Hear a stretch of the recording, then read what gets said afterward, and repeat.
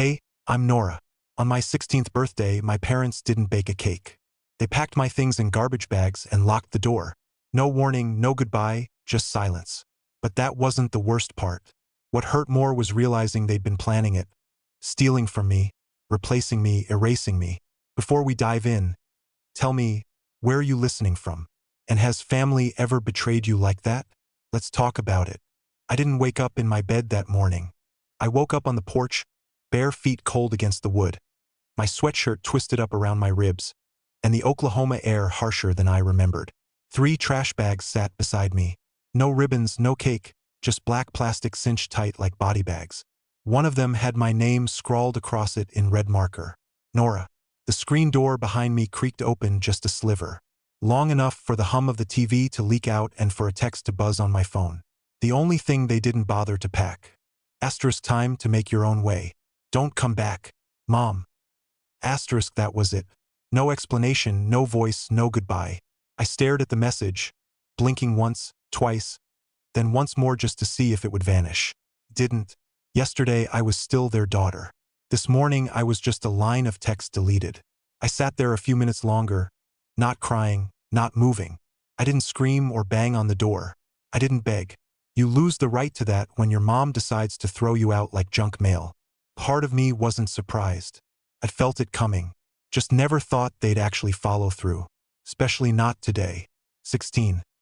16 years of walking on eggshells, folding laundry I didn't wear, keeping secrets I didn't create. I thought maybe, just maybe, this birthday would be different. Maybe they'd acknowledge it. Maybe they'd remember I was still here. But 2 weeks ago, they remembered Lila's birthday just fine. The pink and gold balloon arch had stretched across the backyard fence. Sylvia brought out a 3-tier cake shaped like a Chanel purse. People from the entire cul-de-sac came by to drop off cards with cash. Ethan gave her a brand new iPhone, and Lila cried because it was the wrong color. Rose gold, not blush pink. I remember Sylvia laughing and telling guests, "Lila's our joy. Everything we do is for her." She didn't even flinch when she said it, like I wasn't standing 3 feet away handing out party favors with a forced smile.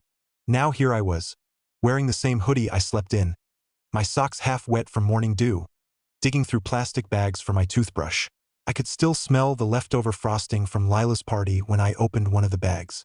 They'd used the same bin liner that held her birthday streamers to pack my clothes. The scent made my stomach churn. For a second, I just knelt there, trying to remember if I'd done something wrong, something unforgivable. I stayed late at school, took advanced classes, washed dishes, fed the dog no one else remembered to feed. I never partied, never cursed. I even took Lila's blame the time she broke the window with her stupid hoverboard. So why me? My stomach twisted. But not from hunger. It was from that old, familiar ache when you realize love is conditional, and you failed whatever invisible test they never explained. I reached into my bag and pulled out something small, folded, and already slightly smudged. A card. The one I made for myself last night using scrap paper and a highlighter. "Happy 16th, Nora," it said in purple ink. "You're still standing." I tucked it back into the inside pocket of my backpack. I didn't have time for a breakdown. No one was coming to hug me. No one was running out that door yelling, "Wait, we made a mistake." I had no keys, no ride, no backup plan. Except maybe I did.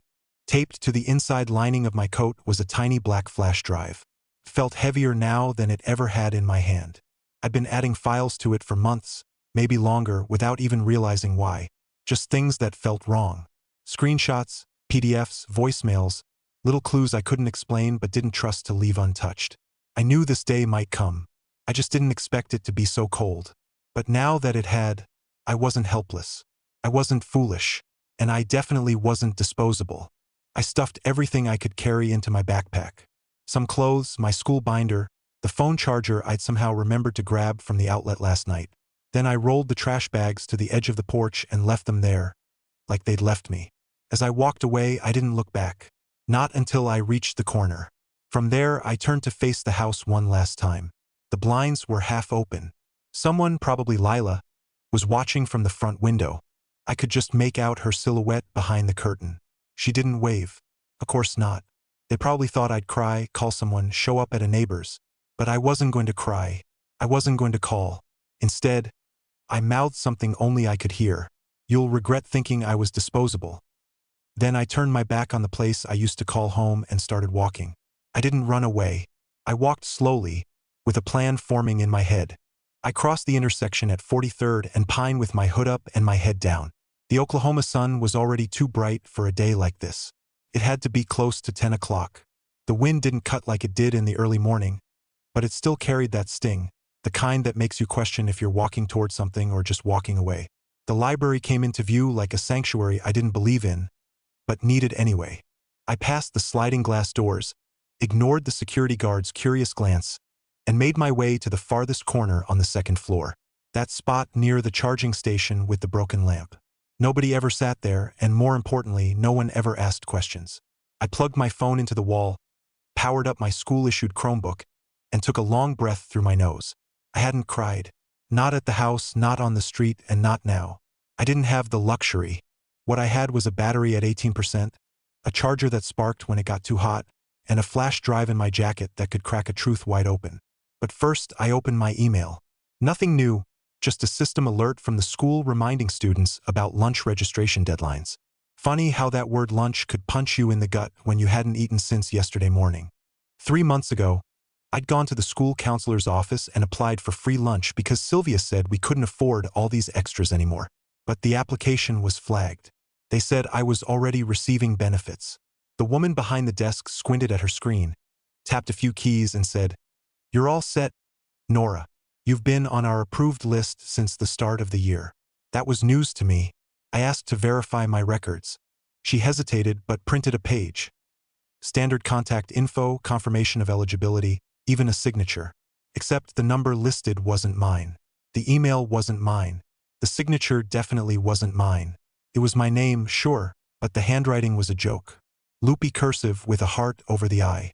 I hadn't dotted an I with a heart since elementary school. Back then, I'd wanted to believe it was just a clerical mistake. Something trivial, something fixable. Now I knew better. I reached into my backpack and retrieved the flash drive, slid it into the Chromebook's port.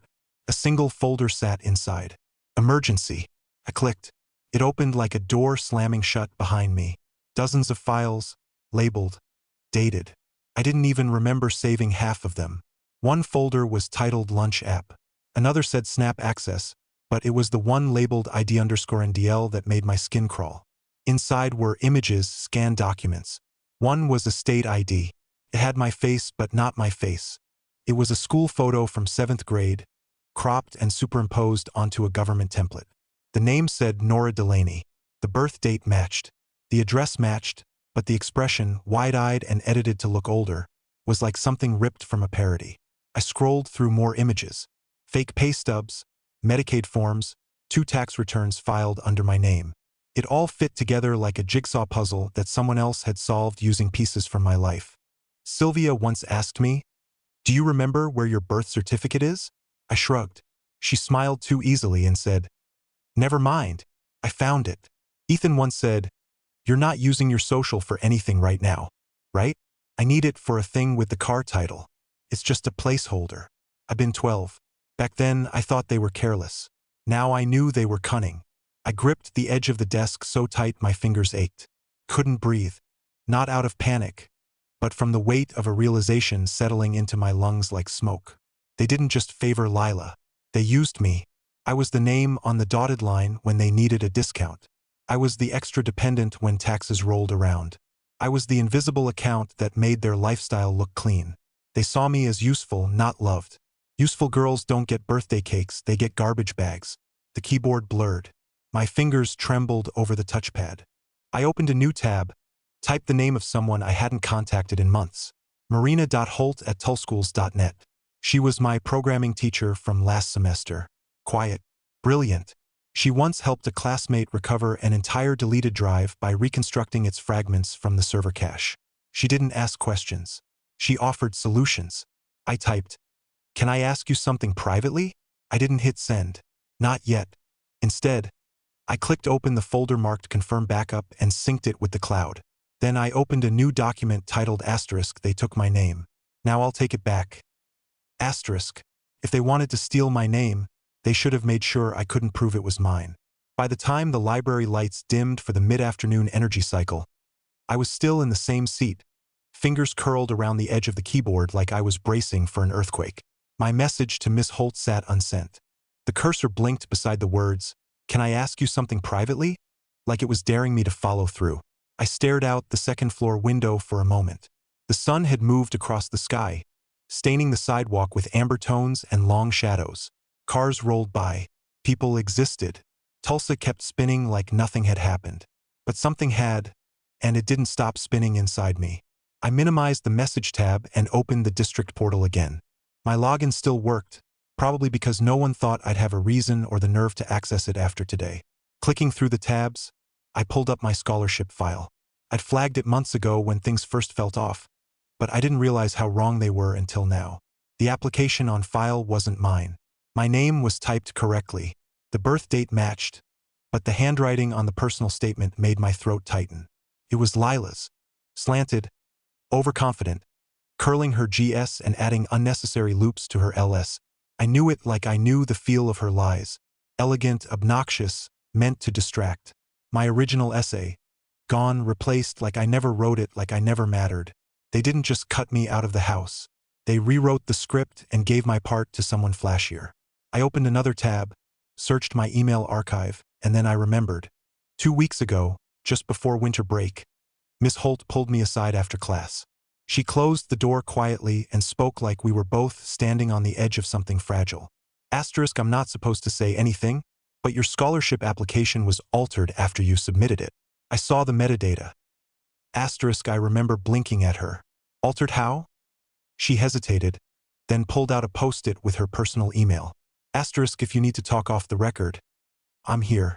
Asterisk, back then, I thought it was a glitch or maybe someone mixed up files. Now I knew better. I downloaded the document versions from the district server, opened them side by side.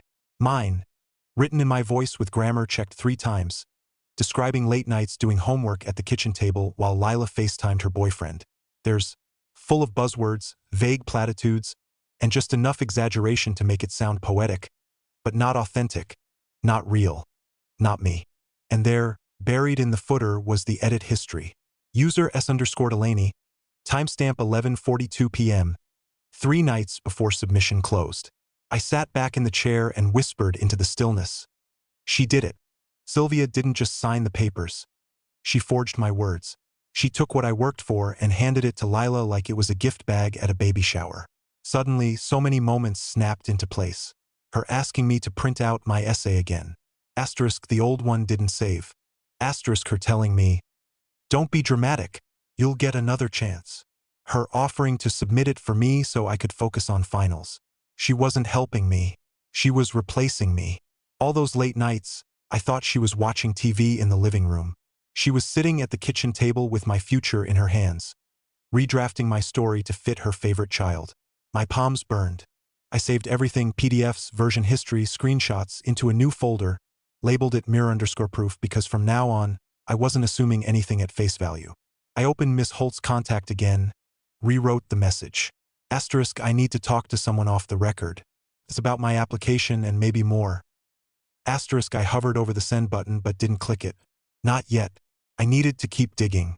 Clicking through old drive folders, I found something I didn't expect. A saved image from my own cloud archive. My FAFSA documents. I hadn't even remembered uploading them. When I opened the file, something jumped out. The dependent field had been modified. Again, the metadata showed it. S_Delaney. She'd adjusted the income line, changed the household count. I wasn't just excluded. I was edited out. I whispered, almost like I was afraid the computer would hear me.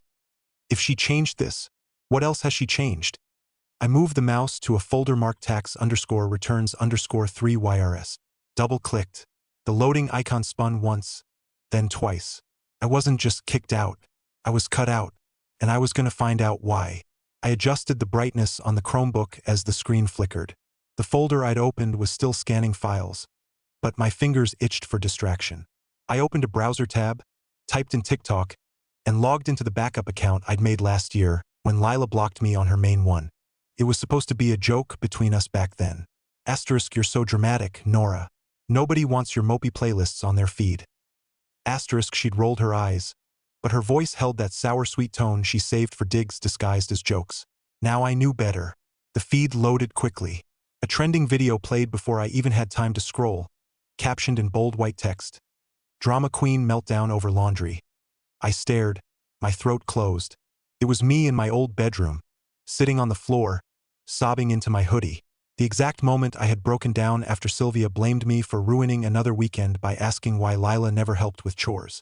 My voice, cracked, raw, was loud in the clip. You treat me like I'm not even here, like I'm just furniture you wish you could throw out. The comments were worse. Asterisk, why is her voice like that? She cries like a cartoon character. This ain't trauma, it's theater. Get a grip, girl. It's just laundry. Asterisk. I didn't even realize I had leaned back until I felt the wall press against my spine. The account name was hidden under a random handle, but the style of editing, the stupid glitch transition with sparkles and fake applause, only one person edited like that. Lila. I searched her username. Nothing public, but a few burner accounts popped up. Clicked one. Another video. Text. Asterisk from Big Sis after she didn't get into her first choice college. Asterisk my actual text. Asterisk I don't think I'll get in. Maybe I'm just not what they're looking for. Asterisk it had been turned into a meme. The sound overlay was someone fake sobbing with the caption, "When reality hits the least interesting sibling." I clenched the edge of the table, afraid I'd scream in the middle of the library. I kept scrolling. My face, my words, my moments turned into contempt. And the worst part? It wasn't new. Some of the clips had been up for months. One had 500,000 views. They all laughed. She gained followers. She built a following off my pain. I closed the laptop so hard the sound echoed across the second-floor shelves. A librarian across the room looked up. I stood quickly, grabbed my backpack, and made my way toward the bathroom. My legs felt like rubber. The inside of my chest buzzed, like my organs were arguing whether to shut down or scream. The second stall was empty. I locked the door, collapsed to my knees, and threw up. Not from food. I hadn't had much, but from the betrayal boiling out of me. When it was over, I sat on the tile, back pressed to the stall wall, arms wrapped around my knees like they were the only arms I had left in the world. A soft knock came from outside the door. "You okay, sweetheart?" It was the older librarian with the cardigan and the kind eyes. Cleared my throat. "Yeah, I will be." I wiped my face with the inside sleeve of my jacket and stood up.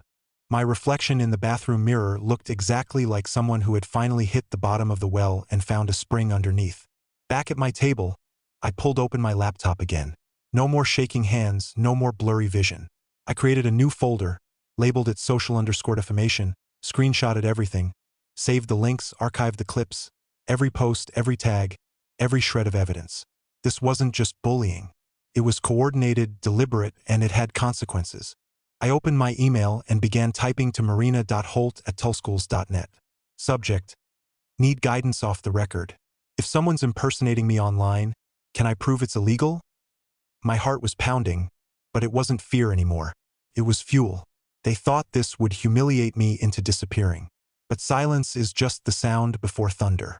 The cursor blinked beneath my last sentence. But I didn't hit send. Not yet. I leaned back in the library chair, the laminate edge digging into my spine, and stared through the window where sunlight poured in, too gentle for the storm I was brewing. Silence might have been my default for years, but it wasn't weakness. It was the still before a landslide. I minimized the draft to Sylvia and opened another window. It was time to protect what I had. Inside my flash drive, a folder labeled truth_pack_v3 blinked like a loaded gun. I didn't stop there. I installed dual authentication protocols, encrypted the archive twice, and uploaded mirror copies to cloud drives under different aliases. One in my Gmail, one in a dummy Dropbox, one set to autosend through Proton Mail if I didn't check in every 72 hours. I'd learned about digital tripwires through a Reddit thread for whistleblowers, buried between a rant about broadband throttling and a post titled, "My landlord is stealing my ID." It was that same night Lila walked by my room and sneered, "You're such a nerd. Why don't you just program yourself a boyfriend?" Now I was grateful I didn't respond, because that same nerd stuff might just ruin her and everyone she stood behind. I paused, hands hovering over the keyboard. A new document, asterisk to those who forged my name, sold my dignity, and watched me cry while recording. Stop now or everything I've got goes public. Asterisk, that wasn't a threat. It was a prelude. But I didn't send it yet. Not until I finished building the fuse.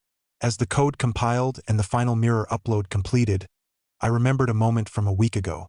Something that hadn't felt right at the time, but now made sickening sense. Sylvia had been folding laundry in the kitchen. I stood there with trembling hands and a manila envelope. "I know you changed my scholarship paperwork," I'd said. "I saw the revision logs. I can prove it." She didn't look up, didn't flinch. She just folded one of Lila's sweatshirts, set it down and said flatly, "Don't start this again. You're lucky we didn't send you away years ago. It didn't even register back then. But now, I heard the venom underneath it. Asterisk, we didn't want you. You were just useful." Asterisk, it was colder than being kicked out. It was a reminder that I was never considered permanent, just convenient. Now, I wasn't their daughter. I was their mistake about to become their reckoning. I checked the clock on the Chromebook. The second day since I'd been dumped on the porch was nearly halfway done. I hadn't eaten. Didn't need to. My anger was enough. I opened the countdown app. Set the timer. 72 hours. If I didn't log into a hidden email account within 3 days, truth_pack_v3 would be forwarded to the Tulsa Public School Board, the local newspaper, Child Protective Services, one journalist I'd followed since 8th grade who once broke a story about a principal stealing school funds. I tested the trigger. It worked. Now, the files weren't just digital files. They were loaded arrows pointed directly at every lie they built their comfort on. Once that was done, I allowed myself to breathe again. Not cry, just exhale. I stared at my phone, opened my contacts, found her name. Sylvia Vexley, not mom, asterisk, not mother. Not anymore. I opened a new message. Typed, "You had your turn. Now it's mine." My thumb hovered. "Next time, I won't just warn you. You pushed me out, but you forgot to take away what I know." I didn't wait for the shaking to stop before I pressed send. Maybe I was still trembling, but it wasn't fear anymore. It was adrenaline, sharp and steady, like cold wind slicing through glass. Each email fired out in sequence, exact, timed, and surgical. To the Tulsa School Board Director, subject line, "Scholarship fraud, urgent review required." To the head of Tulsa County CPS, "Documented neglect and identity misuse, minor involved."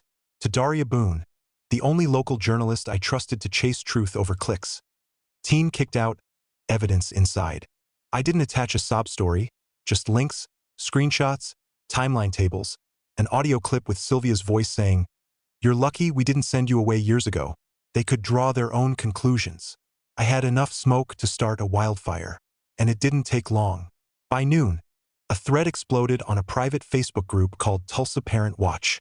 Someone reposted a snippet from one of the emails, probably a school board assistant, and it spread like gasoline over dry leaves. Asterisk, a 16-year-old girl kicked out of her home, alleging identity theft, falsified scholarship forms, and digital harassment. Files submitted to district leadership. Asterisk, comments flooded in. Asterisk, why haven't we heard about this sooner?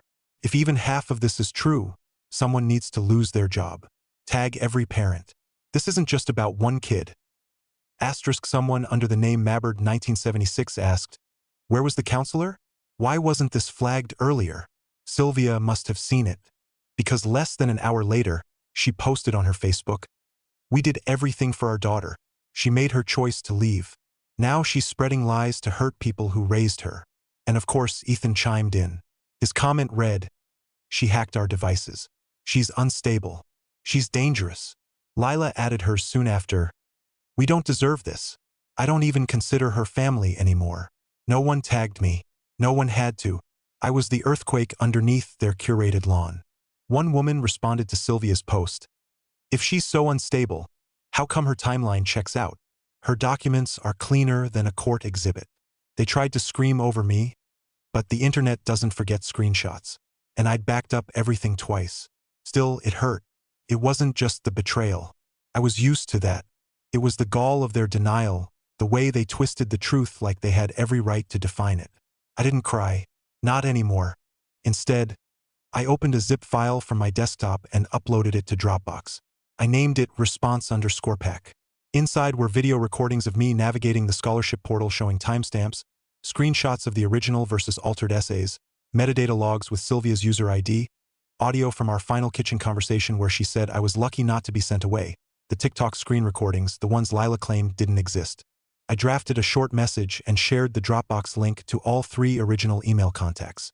Asterisk, if anything happens to me, this folder speaks for me. Truth is louder than inheritance. Asterisk, then I hit send again. By the time the afternoon shadows cut long streaks across the library floor, I closed my laptop and stared into the silence. It was the same chair, the same room, but not the same girl. Outside the building, the sun hit different. Not softer, but clearer. My phone buzzed. Miss Holt. Asterisk, Nora. The school board just called an emergency meeting. You need to know this. They're listening. They brought this into the light. Now I'm not the only one watching. Asterisk. When I stepped out of the library that morning, my phone was already lighting up like a Christmas tree left too long in July. News alerts, missed calls, mentions, notifications came faster than I could clear them. Somewhere between a mother's denial and a daughter's evidence, the story had gone public.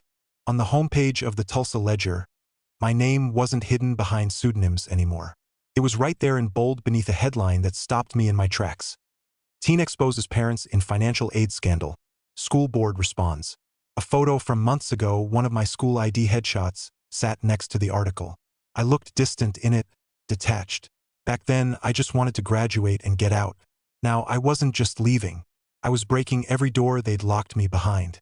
The article pulled quotes from the files I submitted, verified timestamps, voice recordings, even included a statement from an anonymous school staff member, which I was 99% sure was Miss Holt.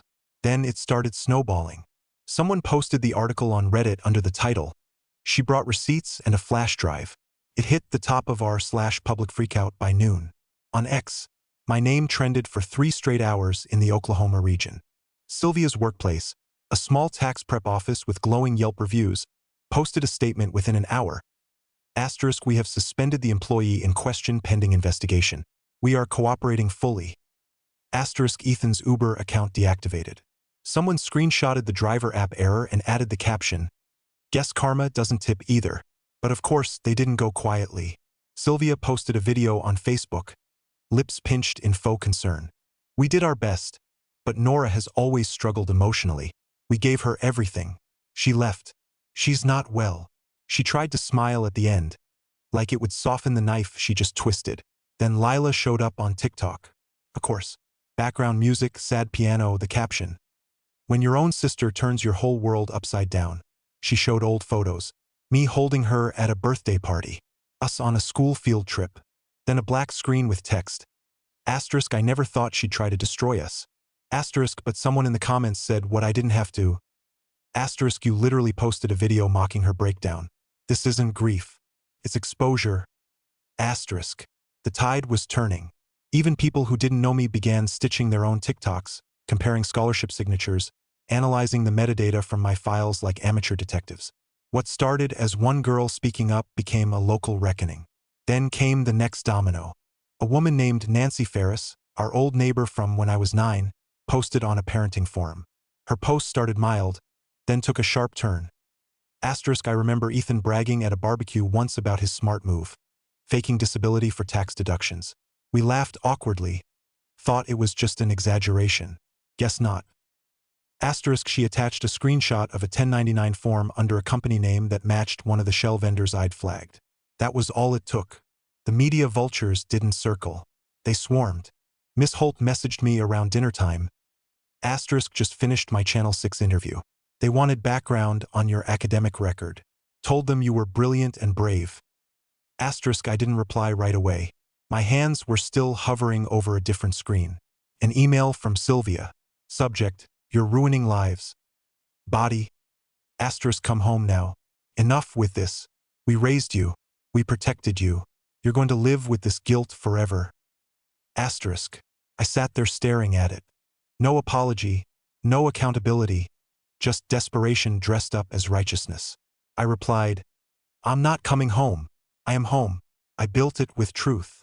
Then I attached a final Dropbox link, labeled final_receipts. Inside, everything. The audio of Ethan bragging about knowing tax codes better than the IRS, screenshots of Lila's deleted TikToks before she scrubbed her burner account, a PDF with a notarized statement from Miss Holt verifying she witnessed edits to my scholarship file. And one more thing. A voice memo I recorded the day after they kicked me out. My own words. No crying, no rage, just my voice. Quiet but unshaking. They thought I was weak, but I was documenting everything. I hit send. Minutes later, my phone buzzed again. Tulsa Board of Education press conference scheduled for Thursday at 10:00 a.m. And right after that, another buzz, this time from an unfamiliar number. Asterisk, hi Nora, this is Attorney Nia Reddy. I specialize in civil rights and educational discrimination cases. Would you be open to a conversation? Asterisk. I smiled. Not bitter, not smug, just ready. They didn't just lose control. They lost the mask they used to wear. The hum of fluorescent lights in the boardroom was oddly calming as I sat behind the small podium, palms flat on the table, my eyes focused straight ahead. Across from me sat members of the Tulsa Board of Education, flanked by legal advisors, a press liaison, and two plainclothes investigators from the State Fraud Division. A week ago, I was sleeping beside a garbage bag of my belongings.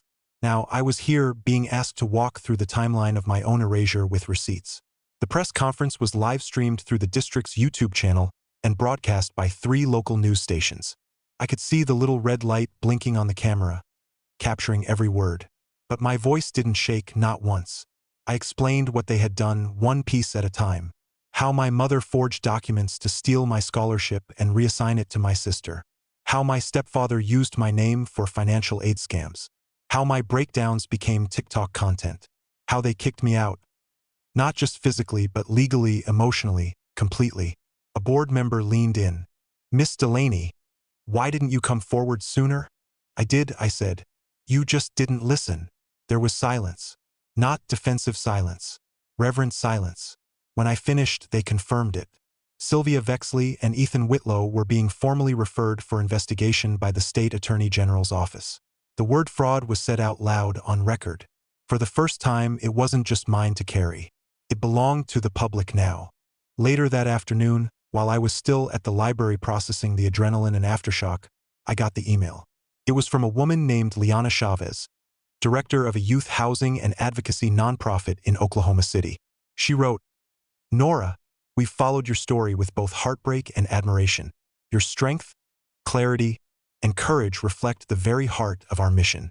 We'd like to offer you temporary housing, a full scholarship to a private partner high school with support services, and mentorship with other young women who've survived abuse and family abandonment.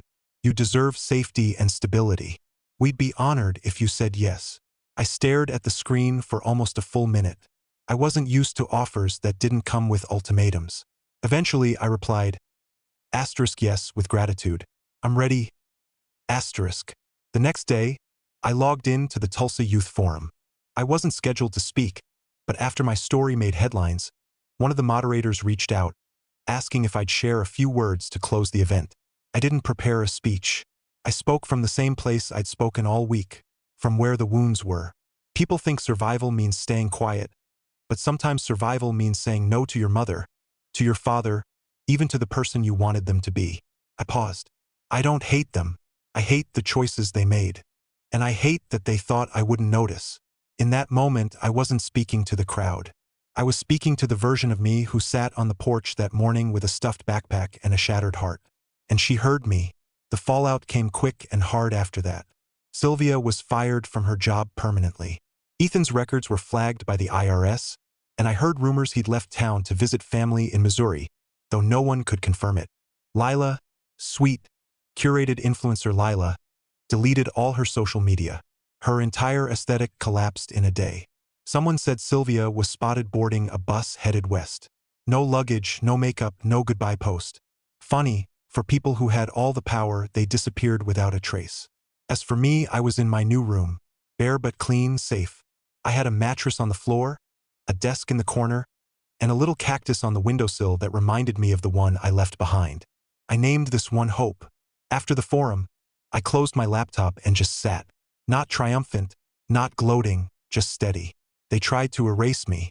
They tried to swap out my name like I was a broken part in a machine they didn't want to fix. But here I was, whole, healing, and still standing. Forgiveness? No, not yet. Forgiveness isn't a door. It's a lock I haven't picked yet. They gave me nothing. I built everything and I'm still building. 3 weeks had passed. I marked time not with a calendar, but by the way the garden bloomed. First the mint leaves spreading soft along the edges. Then the baby tomatoes beginning to swell under the morning sun. Each day, I watered the same small patch near the fence where Diane had given me permission to plant something that's just yours. It was strange getting used to kindness that didn't demand something in return. Diane and Harold Walsh weren't flashy people. They didn't pry. They didn't promise me the world. But when I first walked through their door, Harold didn't ask why I was there. He just said, "We got lasagna tonight. Hope you're hungry." And somehow that mattered more than 1,000 apologies I never got from my real family. I'd been volunteering a few afternoons a week at a youth legal resource group, typing up templates, organizing intake forms, helping other kids document incidents no adult believed. Miss Holt helped me get involved. "You've lived it," she said. "That makes you dangerous in a good way." In quiet moments, I would sit in the corner of my room, staring at the 2 letters I'd never sent. The first was to Sylvia. Asterisk, you could have raised a daughter. Instead, you raised a weapon, and you used it until it turned and saw you clearly. I'm not angry anymore, but I remember. I always will. Asterisk, and the second to Lila. Asterisk, you thought I was in your way, but the truth is, I was your mirror and you hated what you saw. I still don't hate you, but I no longer protect what hurt me. Asterisk. I deleted both files after reading them aloud once. Not because I forgave them, but because they didn't need to exist anymore. Justice didn't come with sirens or courtrooms. It came with silence. Sylvia being banned from every educational program in the state. It came with mail. Ethan receiving a letter marked urgent audit notice. No jail time, not yet, but their reputations were gone. And sometimes that's louder than a sentence. The media storm had quieted. The reporters stopped calling. Lila's online presence disappeared entirely, vanished into digital dust. But some things lingered. There were nights I still kept my shoes on when I slept, just in case. And the sight of birthday decorations, balloons, glitter, Sweet 16 banners in store windows, made my chest tighten in ways I couldn't explain. Healing doesn't come with fanfare. It comes with watching your tomato plants stretch toward sunlight and realizing you're growing. 2. I hadn't spoken to Sylvia, Ethan, or Lila since the final email exchange. There were no court summons, no surprise visits, no apologies, just absence. And for the first time, absence felt like mercy. This morning, I helped Harold carry in groceries while Diane prepped something in the kitchen. It smelled like lemon and rosemary, my favorite. "Dinner's ready, Nora," she called from the stove. "It's your favorite tonight." "I'm coming," I said, smiling. I paused before leaving my room, walked to the window, and looked out over the backyard where the sun had just begun to dip behind the trees. A soft breeze lifted the curtain beside me. They kicked me out, but they couldn't keep me gone because some things don't need to be repaired, they just need to be released. And I was finally free. Sometimes healing isn't about fixing what broke. It's about walking away from what never valued you to begin with. Nora's story reminds us that strength doesn't always roar. Sometimes it quietly builds a new life from the ashes of betrayal. Have you ever had to rebuild after being betrayed by the people closest to you? What did that look like for you?